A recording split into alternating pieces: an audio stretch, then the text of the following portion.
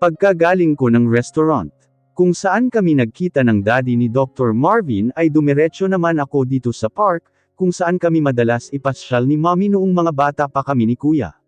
Nakaupo naman ako sa bench sa ilalim ng puno. Naaalala ko noong may nakita akong batang umiiyak, nasaan na kaya siya ngayon? Sayang hindi ko man lang naitanong yung pangalan niya. Sa aking pagmumuni biglang tumunog ang aking cellphone, at si kuya ang tumatawag. Yes kuya. Baby girl nasaan ka? Nandito ako sa park, bakit kuya? Narinig ko pa ang pagbuntong hininga ni kuya. Kanina ka pa raw tinatawagan ni Marvin, hindi mo naman daw sinasagot, nag-aalala na siya sayo.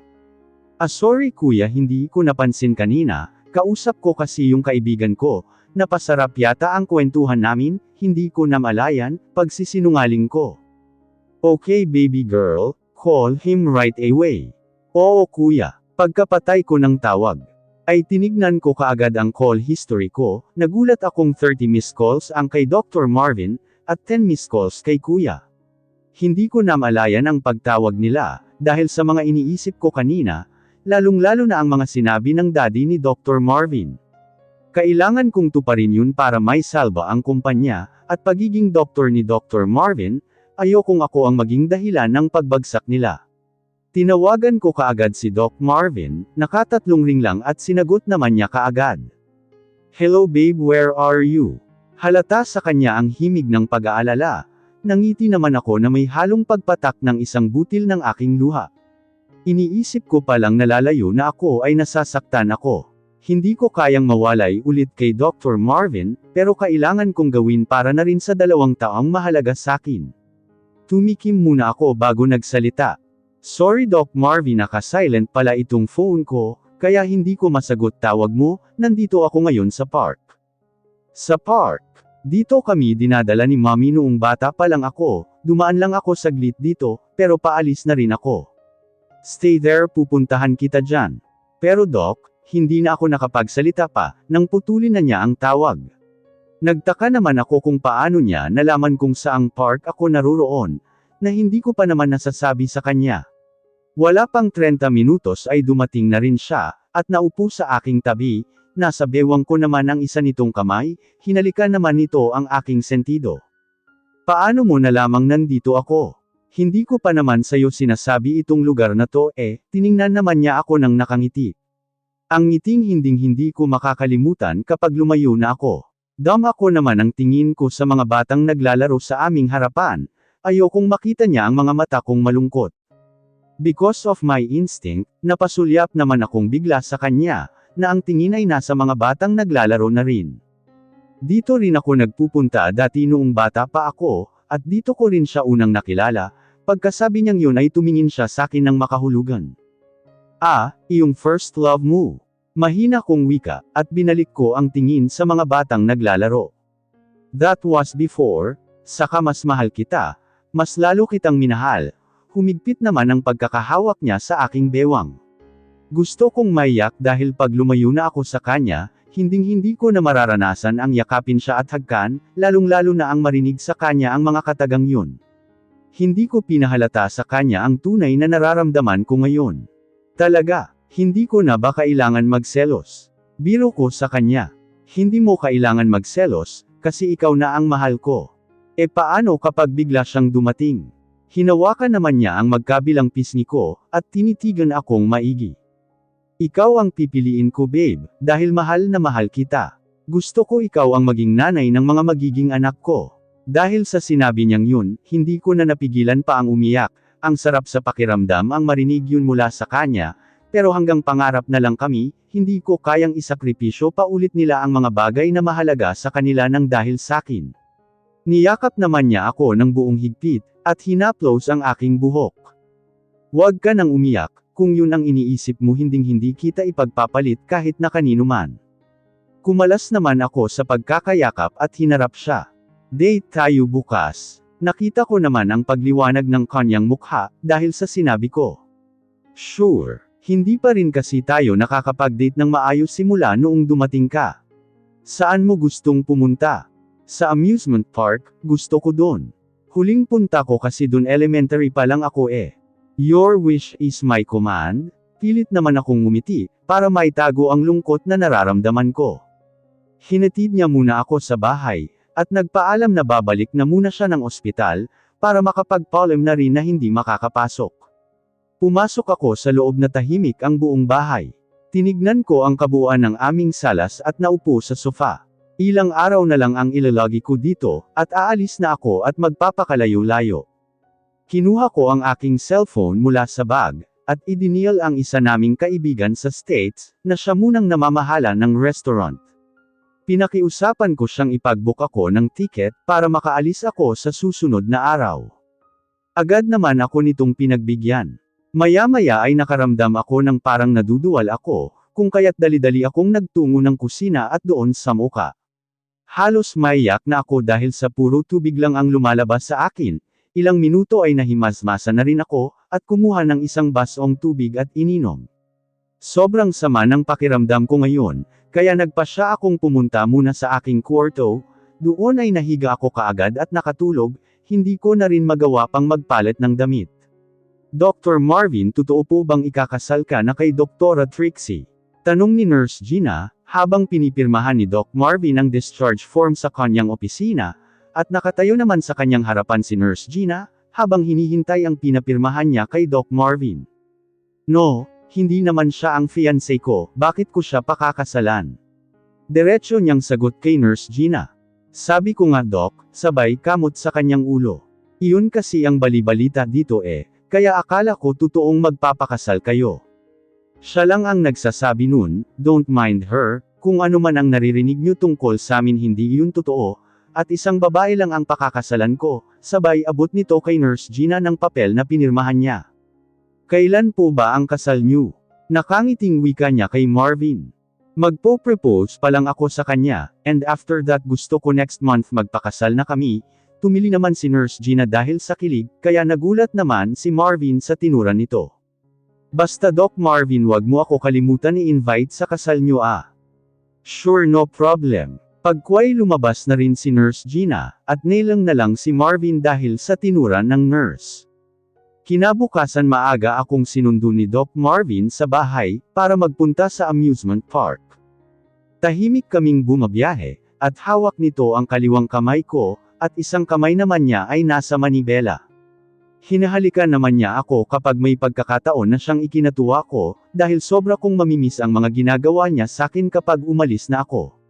2 oras din ang binyahe namin, bago kami nakarating. Bumili naman siya ng tiket at hinintay ko na lang siya sa isang tabi. Nakikita ko pa ang mga babaeng nagkukumpulan, at panay ang titig kay Doc Marvin. Napanguso naman ako na may nakita akong isang babae, na tinutulak ang kasama niya na mapalapit kay Doc Marvin. Nenas naman ako, kaya nilapitan ko na si Doc Marvin sa pila at umangkla ako sa kanyang braso. Tinignan ko naman ng masama ang mga babaeng gustong lumapit sa kanya. Kita ko pa sa kanila ang pag-ismad at pag-irap sakin. Napasulyap naman ako kay Dr. Marvin na pinipigilan ang pagtawa. Bakit? Tanong ko nang nakataas ang isang kilay. Don't get jealous babe, because I'm all yours. Anong sinasabi mo? I saw you. So what? Pagtataray ko naman sa kanya. Kita ko yung pagmuso, at pag-irap mo dun sa mga babae kanina. Pinamulahan naman ako sa kanyang sinabi, na siyang kinangiti niya at kinuha ang kamay ko na nakaangkla sa kanyang braso, at pinagsiklop ang aming mga kamay. Umiwas naman ako ng pagkakatitig sa kanya. Huwag ka nga masyadong magpagwapo Tumawa naman siya at hinalikan ang aking kamay, kaya napatingin naman ako sa kanya. I'm so sorry babe. Ang mga ngiting yan hinding-hindi ko na makikita sa oras na umalis ako, bulong ko sa aking isipan. Pagkapasok namin sa loob ay niyaya ko kaagad siyang mag-rides, sumakay kami sa carousel, bomb car at Ferris wheel. Nang mapagod ay umupo naman kami sa isa sa mga upuan doon. Anong gusto mong kainin? Tanong niya sakin. Inipit naman niya ang takas kong buhok sa aking tainga. Pinakatitigan ko muna siya na, para bang minamemorya ang kanyang gwapong mukha. Huwag mong sabihin ako ang gusto mong anuhin. Napamulagat naman ako sa kanyang sinabi, at pinalo siya sa kanyang braso, tumawa naman siya ng mahina. Napaka-pilyo mo. Banibiro lang kita, ang cute mo kasi. Maya-maya ay may dumaan sa harap namin, na nanay na may kargang baby, sa tansya ko ay nasa 9 na buwan na. Sinundan ko naman ito ng tingin, hanggang sa makalagpas sila samin. Napansin naman ito ni Doc Marvin. You want to have a baby? Napatingin naman akong bigla sa kanyang sinabi, seryoso rin ito habang nakatitig sakin. Ha, ano? Ako rin gusto ko na rin magkaroon ng anak, napatigil naman ako, at seryoso siyang tinitigan. Hindi ko na maibibigay sa kanya ang anak na gusto niya, dahil bukas na ang huli naming pagkikita at makakasama ko siya. Gustuhin ko man siya makasama habang buhay ay hindi po pwede. Gusto ko pag nagkaanak tayo dun ka na lang sa bahay, ako na lang magtatrabaho para sa atin. Malabo nang mangyari yan Doc Marvin, kasi hindi muna ako makikita pa. Pag lalaki ang magiging anak natin, gusto ko ikaw ang magbibigay ng pangalan, kapag babae naman ako ang magbibigay ng pangalan, pagpapatuloy niya. Kita ko sa mga mata niya ang pagkagusto niyang magkaanak, pero hindi ko na maibibigay pa sa kanya yon. Hindi ko na namalayan ang pagtulong ng aking luha, na siya namang pinunasan niya. Pangako ko sa iyo hinding-hindi ka naiiyak, umiyak ka man sisiguraduhin kong luha ng kaligayahan yon, hinalikan naman niya ang aking noo, at hinaplos ang aking pisngi, nakatitig lang ako sa kanya. Tumagal pa kami ng ilang oras sa amusement park, at nagpasya na rin kaming umuwi. Bumaba muna si Dr. Marvin para ihatid ako sa gate. Hindi ka na ba muna papasok? Sabi ko nang nasa tapat na kami ng gate ng bahay namin. Hindi na babe, nag-text kasi si Wallace, na nandun daw siya ngayon sa kondo ko, may importante lang kaming pag-uusapan. About work. Kita ko ang pagngisi niya. Yes babe, about work. Wala kang dapat ipag-alala kasi sayong-sayo lang ako. Ngumiti naman ako ng pilit, at bigla ko siyang niyakap na ikinagulat niya. Thank you, sabi ko nang nakayakap pa rin sa kanya. For what? Hinahaplos naman niya ang aking buhok. For everything, for loving me. I'll be the one who said that. Kumalas siya ng pagkakayakap sakin at hinarap ako. Thank you, kasi sa kabila ng pagsusungit ko sa'yo noon at pagsusuplado, hindi ka tumigil sa pagmamahal mo sakin. Ikaw ang nagmulat sakin na kung paano magmahal at mahalin. Mahal na mahal kita Maybelline, always remember that, hindi ko na napigilan ang sarili kong halikan siya sa mga labi, alam kong nagulat ko siya. Lalayo na sana ako nang bigla niyang hapitin ang bewang ko, at halikan akong muli. Wala kaming pakialam kung may makakitaan samin. Pinagdikit naman niya ang aming mga noo, nang maghiwalay ang aming mga labi. Lumayo ako ng bahagya at tinitigan siya. Pupunta ako sa ospital, at ipagbibig kita ng cookies, lumapad naman ang kanyang pagkakangiti pagkasabi kong yun. Okay babe, hihintayin kita, basta wag mo nang bibigyan si Wallace ah. Nanlaki naman ang mga mata ko, at natawa sa kanyang sinabi. Opo sayo lang yun, sige na baka hinihintay ka na ng pinsan mo. Okay babe, I'll go. Hinalikan niya ako ng mabilis sa aking labi, at sumakay na siya sa kanyang kotse, hinintay ko muna siyang makaalis bago ako pumasok sa loob. Pagkapasok ko sa loob ng gate, sumandal ako at hindi ko na napigilan pa ang umiyak na kanina ko pa pinipigilan, napatutap naman ako sa aking bibig, dahil sa sakit ng aking nararamdaman, lalong-lalo na yung mga sinasabi sa akin ni Dr. Marvin. Marcelina. Hindi ko na malayang nakalapit na pala sakin si Leonard, at tinitigan ako ng may pagtataka. Anong nangyari Marcelina? Nag-away ba kayo ni Dr. Marvin? Hindi ako makasagot, bagkus niyakap ko siya at doon na ako humagulgol. Hindi naman siya nagtanong, at hinahagod lang niya ang aking likod. Nang mahimasmasa na ako, ay pinapasok na niya ako sa loob, at doon kami nag-usap sa salas. Box, anong nangyari? Kanina bago ka umalis ang saya-saya mo pa, kasi magde-date kayo ni Papa Marvin, tapos naman hindi ka magkamayaw kaiyak. Inaway ka ba niya? Sabihin.mo lang box at puputulan ko siya ng ano. Umiling lang ako sa kanya, at mataman siyang tinitigan. Babalik na tayo sa States, nanlaki naman ang mga mata niya, at halata sa kanya ang pagkagulat. What? Teka nga muna box, hindi kita maintindihan. Akala ko ako lang muna ang babalik para asikasuhin yung restaurant, pero bakit kasama ka?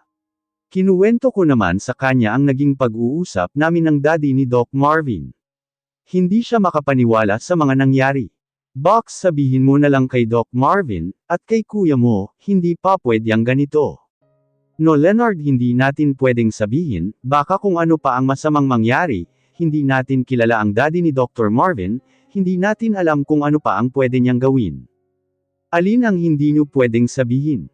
Sabay naman kaming napalingon ni Leonard sa may pinto, at nakita namin si kuya na kararating lang, at halata sa kanyang itsura ang pagtataka, napatayo naman kami sa pagkabigla.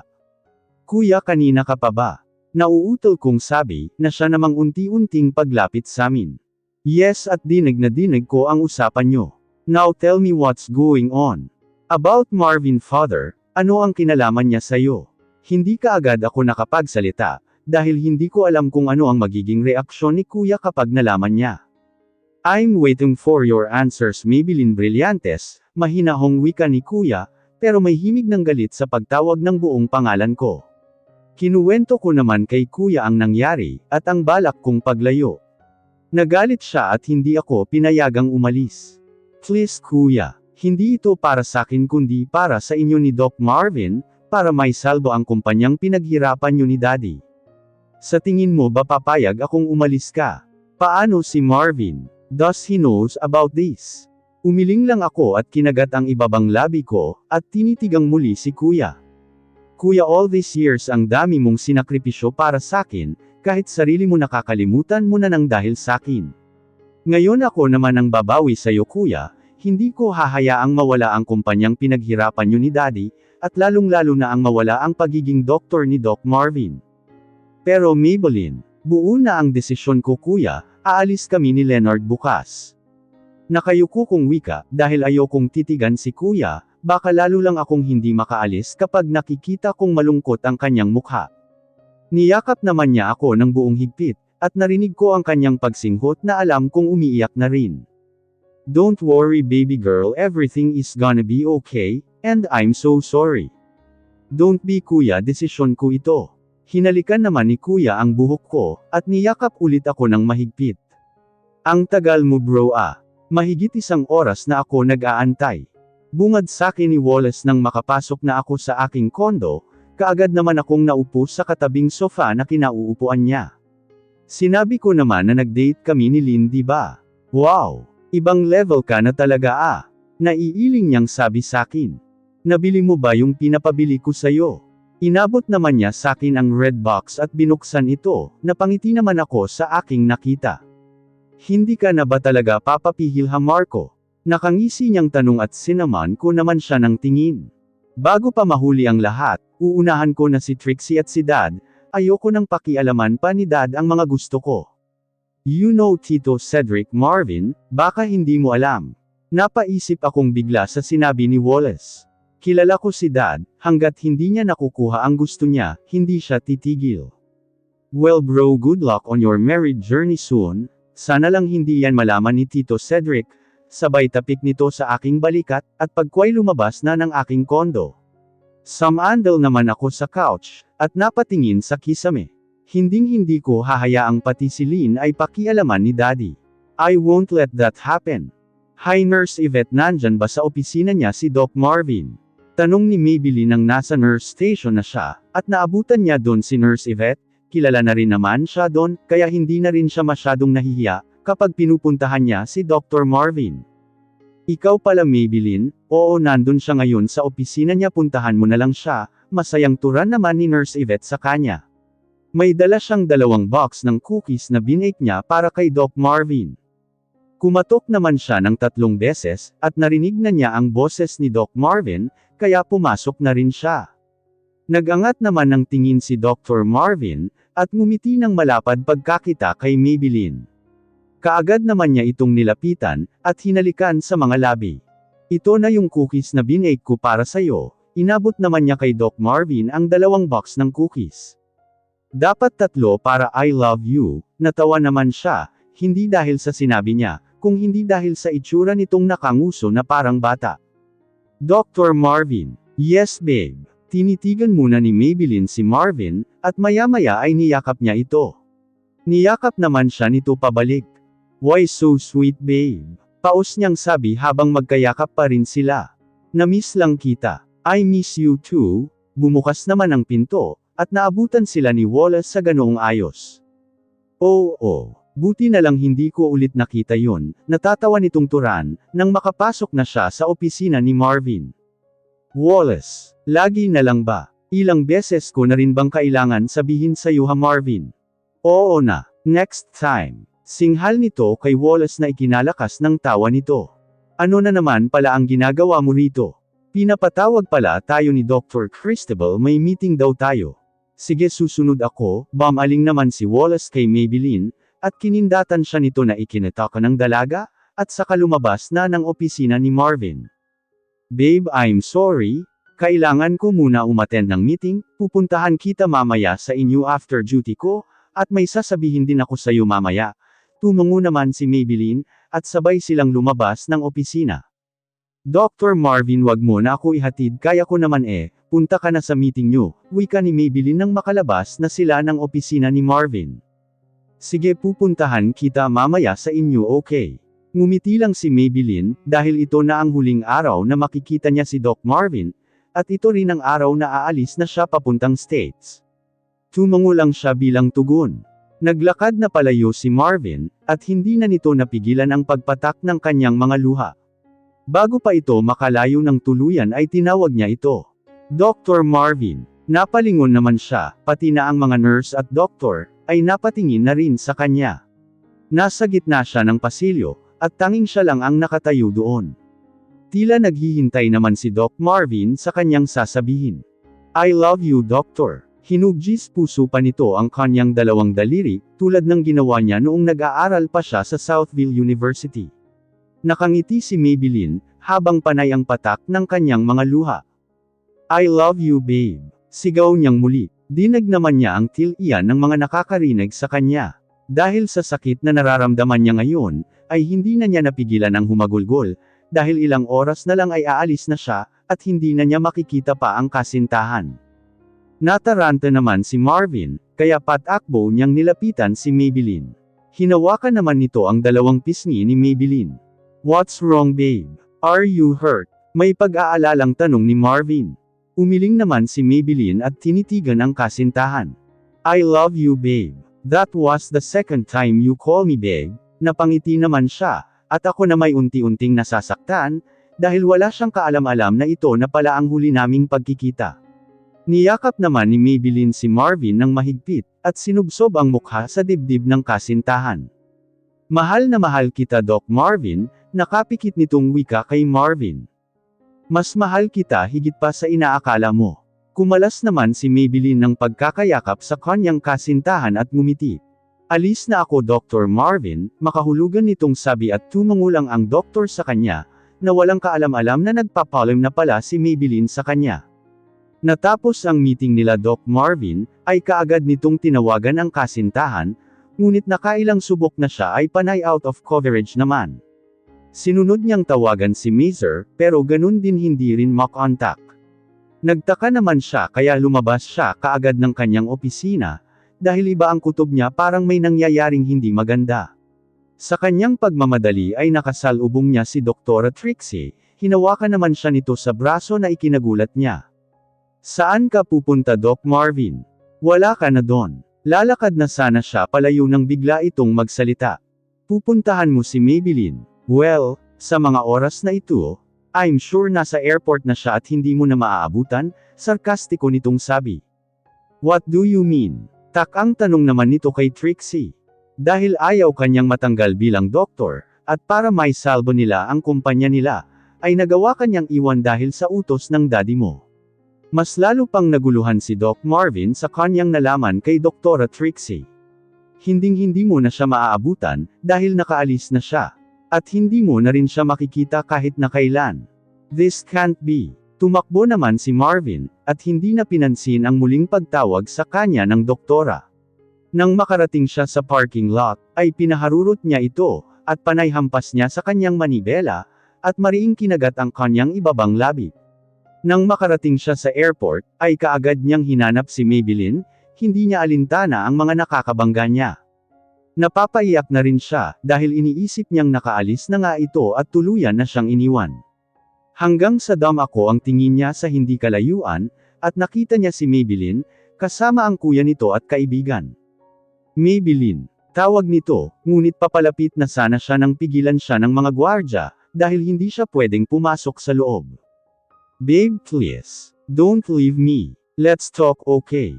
Alam ko kung bakit ka aalis, but please let me talk to you. Sigaw niya habang nagpupimiglas siya, dahil pinipigilan siya ng dalawang guard na hamarang sa kanya. Hindi naman mapigilan ni Maybelline ang umiyak, dahil sa nakikita niyang sitwasyon ni Marvin. Naaawa siya rito, ngunit hindi na siya pwede pang bumalik. Babe you promise me you won't leave me right? Patuloy nito. Maybelline naman, mamamatay ako kapag iniwan mo ako. Hindi na niya napigilan pa ang humagulgol samantalang si Maybelline ay walang magawa, kundi tingnan na lang sa malayo si Doc Marvin. Hindi nagtagal ay unti-unting nilalayo ng mga gwardya si Marvin, dahil sa pagwawala nito. Baby girl hindi mo kailangan umalis, puntahan mo si Doc Marvin, ako na ang baalang humanap ng solusyon sa kumpanya, pidgel ng kuya ni Maybelline at hinawakan siya sa magkabilang balikat. No kuya, ayoko, paano kung? Please Maybelline makinig ka sakin. Hindi mo kailangan isakripisyo ang kaligayahan mo, ayokong magsisi ka sa bandang huli. Kaya please baby girl, nakikiusap ako sa'yo puntahan mo si Marvin, mahal na mahal ka niya, huwag mo siyang iwan. I want you to be happy. Ako na ang bahala kung anuman ang problemang kinakaharap ng kumpanya. Kung hindi mo siya pupuntahan, ako ang aalis at hinding-hindi mo na ako makikita pa. Pananakot sa kanya ni Mazer. Sige na box puntahan mo siya, maging masaya ka naman sa piling niya, gatong naman ng kaibigan niyang si Leonard. Dahil sa sinabi nilang yun, ay dali-dali siyang lumabas para hanapin si Doc Marvin, nipalingalinga pa siya, at lakad-takbo ang ginawa niya. Nakita naman niya ito sa may tawid, at papasakay na sa kanyang kotse nang bigla niya itong tawagin. Dr. Marvin, lumingon naman ito, at nanlaki ang mga mata pagkakita kay Maybelline. Patawid na si Maybelline, nang biglang sumigaw si Marvin, ngunit huli na ang lahat. Nakita niyang nasagasaan si Maybelline nang rumaragas ang kotse. Babe, no, dali-dali niya itong nilapitan. May dugo ang kanyang ulo, at hinaplos nito ang kanyang mukha. Babe please don't close your eyes, dadalhin kita sa ospital. Nakita naman nito ang hirap niya sa pagsasalita, pilit nitong inaabot ang mukha ni Marvin na may dugo na rin ang kamay. I love you babe, hinihingal nitong wika. Babe please don't leave me. Huwag mo na ulit akong iiwan please. Sigaw nito habang yakap niya si Maybelline na duguan. Dumating naman si Mazer at Leonard na nagulat sa nakita nilang itsura ni Maybelline. Baby girl, dali-daling nilapitan ito ni Mazer. Mazer tumawag ka ng ambulansya, dalhin natin siya kaagad sa ospital. Garalgal na wika ni Marvin, at kaagad namang tumawag si Mazer ng ambulansya.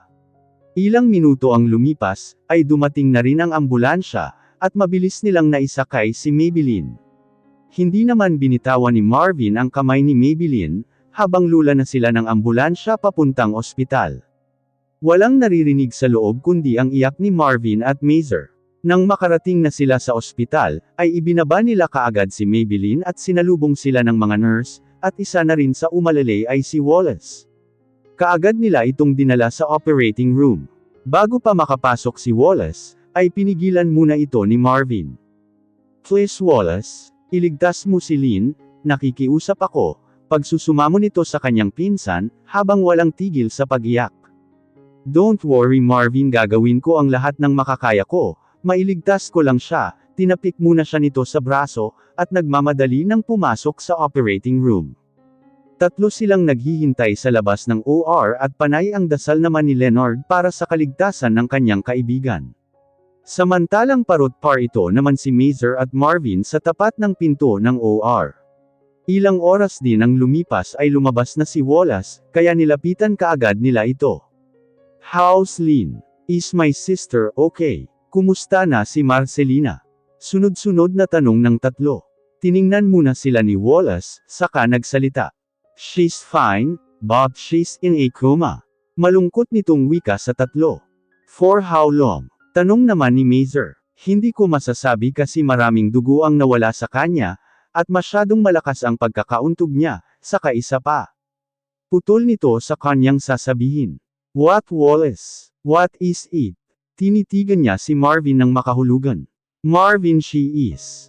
She is what? She's pregnant, parang binuhusan ng malamig na tubig si Marvin pagkarinig noon kay Wallace, ganun din si Mazer. She's what? Ulit ni Marvin kay Wallace, na hindi makapaniwala sa kanyang narinig. She's 5 weeks pregnant Marvin, doon na tuluyang nanlambot ang kanyang mga tuhod sa narinig, kaya naman napaluhod siya sa harap ni Wallace. Hindi na niya napigilan ang sumigaw, dahil sa sakit na nararamdaman niya ngayon. Gusto niyang sisihin ang sarili niya, dahil sa nangyari kay Maybelline, at ngayon magkakaanak pa sila. Ang pinapangarap niyang magkaanak ay natupad na, pero hindi niya alam kung hanggang saan ang kahihinatnan nito.